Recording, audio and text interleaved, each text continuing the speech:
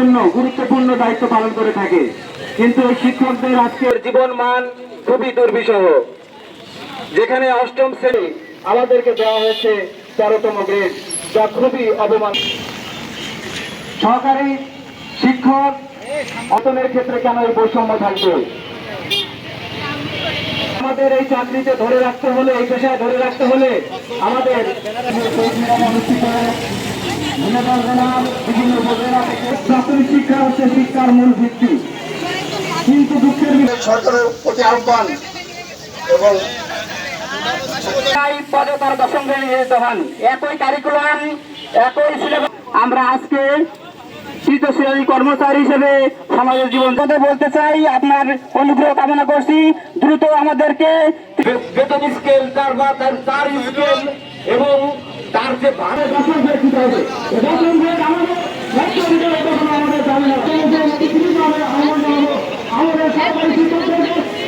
আসসালামু আলাইকুম। প্রথমে বলতে হয়, শিক্ষক যদি হয় মোরা জাতি করার কারণে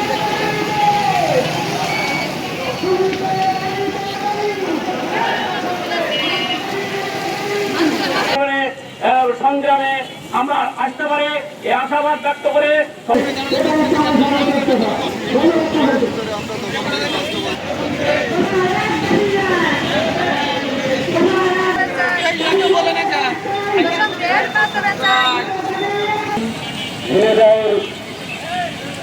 জাতির